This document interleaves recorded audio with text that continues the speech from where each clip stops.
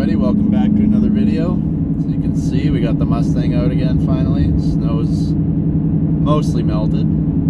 Still got piles here and there where they plowed, but the roads are good enough to be out and about again, so here we are. If you didn't check out the last video, make sure you go check it out. We took the car out in the snow. Still got the summer tires on, so it wasn't the best idea, but you know, got stuck at work, started to snow, so I had to get her home somehow. We made it. Wasn't the best of drives, but it is what it is. We made it home safe and sound. She kept tucked away in the garage till today. We're a nice warm 6 degrees Celsius, so almost shorts weather up here already. But on to today's video. I figured I've had the car for 1 year now. I got it last December, so we're a little bit late, but just over a year. So I figured I'd go over my 1 year review, some good things, some bad, so I'll find a place to park us and we'll get on with the video. Stay tuned. Alright guys, here she is. If you're new to the channel, 2019 Mustang GT Premium. Got the Performance Pack 1, so you get your different rims, the wing, couple gauges and stuff inside. Yeah, this has been our daily for the last year. We'll start off with the bad, and it's not really too much that's horrible, but the one issue, I've pointed it out in past videos, is the paint. If you're gonna daily drive it, you're gonna end up with rock chips. Got a couple in the hood, there's a couple on that side. Somehow we managed to get one up here on the roof as well. I've got stuff coming to fix that, so if you're interested, make sure you subscribe, because it'll be a future video. Not sure how well it'll work, but it'll look a lot better than the big white dots everywhere where the paint chips off. So. Also, we had just passed our 500 subscribers, so we threw the stickers on here a few days ago. It's looking good. So other than the paint, we'll go warranty issues. There was one recall, I guess the dash. I have the digital dash inside. They said once in a while when you turn your car on, the dash stays off. And I guess there's people dumb enough to drive out there, so that was recalled. Basically just go in, get it reprogrammed. The only thing I've brought the car in so far for warranty wise is for this bottom section here. I guess whatever clips this in behind there was too weak and it started unclipping. So you could just give it a boot and it would pop back in, but they weren't strong enough clips, so it kept coming undone. Brought it into the Ford dealership here. They had no issues. Just said, yep, we'll order the new piece. So that whole bottom strip there, they ordered, got it painted, put it all on. It's good as new, hasn't had an issue since. And I mentioned it in a video recently. I just noticed that the, well, you can't see it because it's light out, but the ambient lighting on the driver's side foot, or driver's side feet there, it should shine on the floor. It doesn't work. So we'll bring that in. I don't know if it's just maybe I kicked it, came loose, or the lights burnt out or what. So I'll bring it in, they can deal with that. And then obviously everybody wants to know, daily driving it, the fuel economy. I drive it every day to and from work. It's not a huge distance, but I can go about a week per tank, and it costs me 80 bucks, between 75 and 80 bucks to fill it. That's once a week. We're up here, it's usually around $1.45, $1.50 a liter. So not too horrible. It's bad for a car obviously, but for anybody who has, you know, their big trucks, SUVs. It's nothing like that, so nothing really to complain about as the other than, yeah, like I said, the side skirt popping out, and then the ambient lighting by your feet on the driver's side doesn't work, but other than that, we're all good. Alright, now for the good.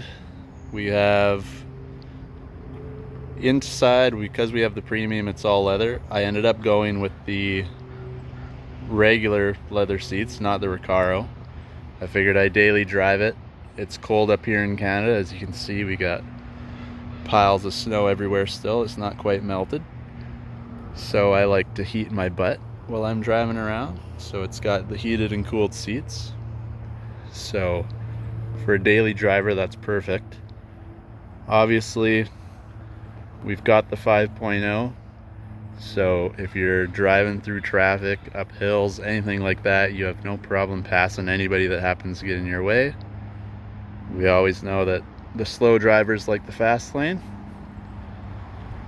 And one of the best parts I've liked about this car is how much you can mod the thing, which we're starting to slowly do. You can see it's already lowered. We've got the AWE exhaust, which I'm still planning on doing a review on that. I just need time. I got spacers on it. That's how we got our stance. We got 1-inch spacers. So we tinted the windows, a few other things. So like I said earlier, make sure you go back, check out all the other videos if you want to see what's done to the car. But definitely, I know a lot of people order these cars and they sit in the garage for 5-6 months out of the year. I recommend just suck it up and drive the thing. I'm not going to spend $60,000 on a car and just watch it. If I want to do that, I'll get a big TV and I'll watch everybody else's on YouTube. Alright, next is, I haven't changed the wheels or tires on this car yet. So you can see we still have the Performance Pack wheels on here. Comes with your Michelin 275s in the back. It's the Pilot Sport 4S's. Summer rated tires. I haven't changed them. You can see it's wet on the ground. Definitely do slip in the rain. They were good in the summer. I'd say the car's got about 16,000 kilometers on it now. I'd say for about half of those, they stuck like glue, but you know, like anything, they wear out after time. So they definitely slip. In the rain, if you give it any type of gas, you're spinning. And if you watch the snow video, a few videos back, they managed to get me home, but it was not a pretty sight.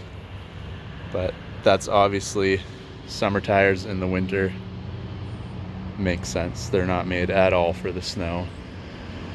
But like I said, they get me from A to B. Eventually we'll be getting different tires, so they're good enough for now. And along with that, the suspension, you got the independent rear, so you can definitely tell, especially here, you can't really tell, but we live on a hill. You can see it's quite a hill. And if you're turning out and going up a hill or any kind of pressure and you're a little bit wet, you can definitely feel it start hopping. It's not really that the tires are spinning, you start hopping. But I know there's a lot of different mods you can get to stiffen up the rear end and stop the wheel hop, which I'll be getting to eventually because you can definitely feel it in this car. But I could have put this in the bad, I guess, but it's not really, I wouldn't want to put it in the bad because it's not something that would make me change my mind about getting the car. It's just something that's there that you have to realize you definitely feel it. Like when you turn the corner, it's hard to explain. You can just feel it rumble just for a second.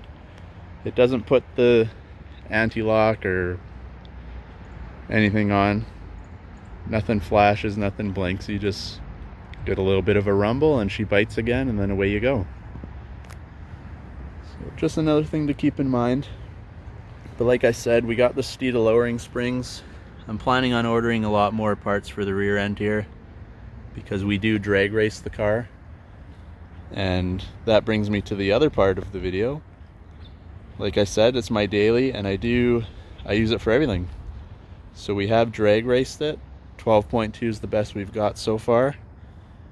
But the mods to the suspension will definitely help with the time. We are planning on tuning the car, just not quite sure when. Because like everybody, you don't really know if you want to get rid of your warranty or not. So that's my biggest thing. But I'm thinking probably next summer, or this summer coming up, we'll tune her, and then we'll see what we can get in the strip. Well guys, there you have it.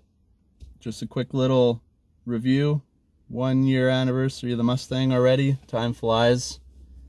But if you're watching this video, you're interested in buying a Mustang or dailying, whatever you're looking at the video for, I recommend it.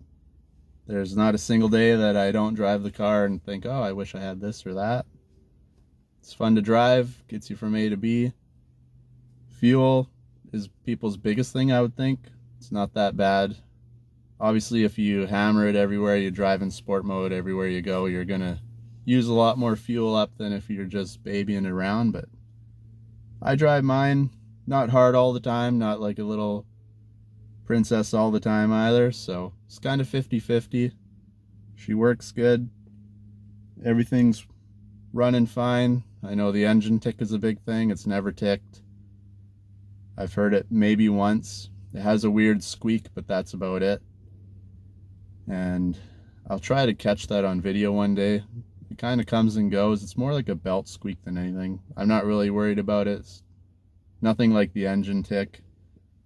I know the injectors, a lot of people have put videos out online. They're noisy. It is what it is. If your engine needs fuel, it's obviously pumping a lot into these 5.0s, so you get used to that. Like I said, interior, nothing really wrong with it other than the one ambient lighting by my feet here that doesn't work. Dash is good. The Sync 3, navigation's all good. Everything else works. Heated seats, cooled seats. It's a perfect daily driver. Can't ask for more. Lots of power, lots of fun.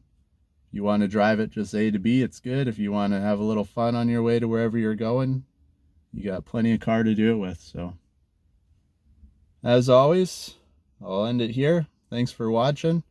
Thumbs up. If you haven't already, hit that subscribe button, and we'll catch you in the next video, guys.